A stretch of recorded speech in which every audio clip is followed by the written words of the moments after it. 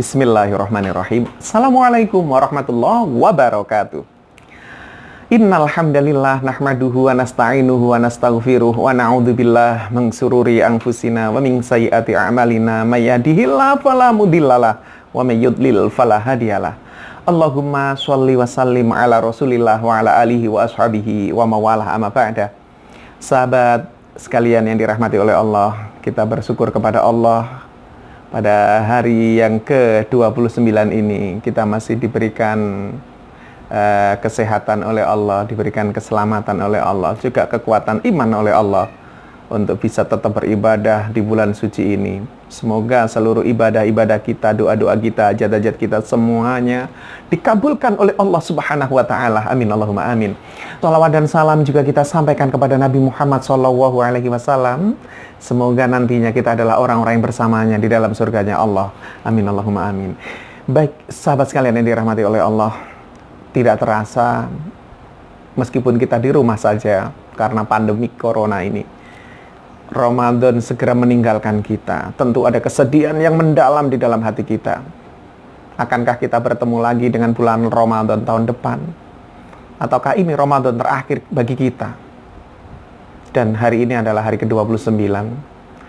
Nanti sore tim hisab kita akan meru'yah hilal, melihat bulan hilal. Bulan 1 Syawal apakah sudah kelihatan atau belum? Kemudian mereka akan menyidangkannya di sidang isbat kemenak. Dan teman-teman kita di Muhammadiyah sudah memutuskan hari Ahad besok mereka berlebaran. Kita akan tunggu bersama apakah hasil sidang isbat nanti sore sama dengan keputusan teman-teman Muhammadiyah untuk berlebaran pada hari Ahad, ataukah pemerintah berhasil melihat hilal melalui tim kemenaknya sehingga kita berlebaran di hari Sabtu. Kita lihat sama-sama, mudah-mudahan dengan berakhirnya bulan Ramadan ini menjadikan kita adalah orang yang bertakwa kepada Allah Subhanahu wa taala. Karena itu adalah tujuan kita berpuasa, la'allakum tattaqun, agar kalian bertakwa. Sahabat sekalian yang dirahmati oleh Allah, lalu apa yang kita lakukan ketika berada di malam Lebaran, di malam Idul Fitri? Ini yang sering kadang kita lalaikan. Kita hanyut dalam kebahagiaan, tapi kita melupakan ada sesuatu yang penting yang biasa dilakukan oleh para ulama-ulama terdahulu. Maka Rasulullah SAW dalam hadis yang diriwayatkan dari Abi Umamah an Rasulullah SAW qala, man qama lailatil idaini lillahi muhtasiban la yamut qalbuhu yauma tamutul qulub. Hadis dari Abi Umamah dari Rasulullah SAW, beliau bersabda, man qama lailatil idaini, siapa yang mendirikan sholat, menghidupkan malam qama di 2 malam hari raya, yaitu Idul Fitri dan Idul Adha, lillahi, karena Allah Subhanahu wa taala, mengharap ridhonya, muhtasiban, untuk mengharapkan pahala dari sisi Allah, maka apa keuntungannya? Lam yamut qalbuhu, hatinya tidak akan mati, yauma tamutul qulub, ketika hati-hati sudah mulai mati, hati orang ini akan tetap bersinar, akan tetap mendapat petunjuk dari Allah, tidak akan mati. Sahabat sekalian yang dirahmati oleh Allah, maksud dari hati tidak mati ini, para ulama bersepakat bahwasanya ketika nanti nazak, saat kita datang malaikat Israel menjemput nyawa kita, maka pada saat itu hati kita diberikan hidayah oleh Allah untuk senantiasa mengingat Allah sehingga kita bisa husnul khotimah. Yang kedua, ketika berada di alam kubur, di saat kita semuanya yang baru datang ke sana akan mendapatkan pertanyaan-pertanyaan dari malaikat Munkar dan Nakir, kita pun diberikan hati yang senantiasa hidup mengingat Allah untuk menjawab pertanyaan-pertanyaan dari malaikat Munkar Nakir.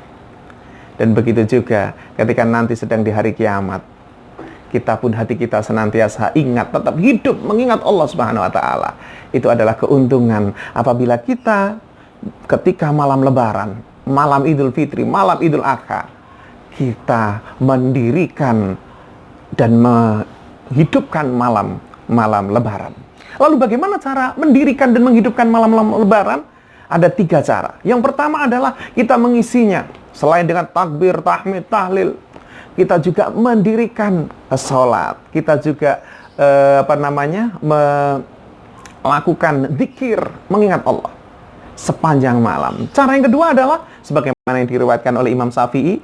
Dulu di zaman Imam Syafi'i, para ulama, para masyayikh datang ke Masjid Nabawi setelah ba'da sholat Isya untuk bertafakur, untuk muhasabah, untuk berzikir kepada Allah. Dan setelah dirasa cukup, kemudian mereka meninggalkan Masjid Nabawi untuk pulang ke kediaman masing-masing. Itu cara yang kedua. Cara yang ketiga adalah yang ini banyak dilakukan oleh kita, yaitu ketika malam takbiran, malam lebaran, siapa yang sholat jamaah pada saat sholat Isya dan nanti kemudian sholat subuhnya pun berjamaah, maka orang itu dianggap sudah qoma lailatul idaini, sudah mendirikan, menghidupkan malam Lailatul Id, malam lebaran. Maka sahabat sekalian yang dirahmati oleh Allah, ini kesempatan kita, bisa jadi nanti malam atau bisa jadi besok malam. Kita tunggu pengumuman dari pemerintah. Mari kita hidupkan malam lebaran meskipun kita dari rumah kita. Bukanlah menjadi halangan bagi kita untuk tetap bertakbir sambil mungkin ibu-ibu masak rendang, ya, sambil bertakbir, bertahmid, bertahlil. Dan jangan lupa salat isya-nya berjamaah, salat subuhnya berjamaah. Allah berfirman dalam surah Al-A'la ayat 14 dan 15. A'udzubillahi minasyaitonirrajim. Bismillahirrahmanirrahim. Qad aflaha man tazakka wa dzakara asma rabbih fasalla. Ya, waktu itu Umar bin Abdul Aziz sang khalifah menjelaskan bahwasanya Allah, maksud dari ayat ini, qad aflaha, qad sungguh aflaha, beruntung man siapa yang tazakka, mensucikan diri dengan imannya. Maksudnya adalah orang yang membersihkan dirinya dengan zakat fitrah, dengan berzakat di bulan suci Ramadan, dengan berpuasa selama bulan suci Ramadan untuk membersihkan tazkiyatun nafas, membersihkan dirinya.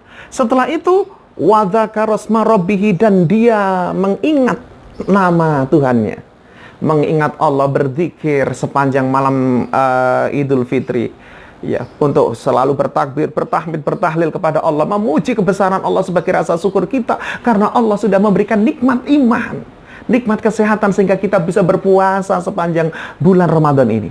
Ini adalah kalau tidak dapat iman, nggak dapat hidayah, kita nggak akan bisa seperti itu. Maka kita wajib bersyukur dengan cara takbiran tadi itu. Dan fasalla, maka dia sholat. Yang terakhir, besok pagi ketika selesai sholat subuh di waktu duha, kita bersama-sama, ya, ketika dalam keadaan normal untuk sholat di lapangan, sholat di masjid, sholat Idul Fitri. Kali ini kita bisa mengerjakannya sholat Id di rumah kita dengan keluarga kita, ya, boleh dengan khutbah dan boleh tidak dengan khutbah. Ya, ini semuanya insya Allah diterima oleh Allah Subhanahu wa Ta'ala. Inilah amalan-amalan yang ditunggu oleh Allah di akhir Ramadan ini. Semoga bermanfaat dan kita menjadi orang yang bertakwa kepada Allah. Billahi taufiq wal hidayah. Wassalamualaikum warahmatullahi wabarakatuh.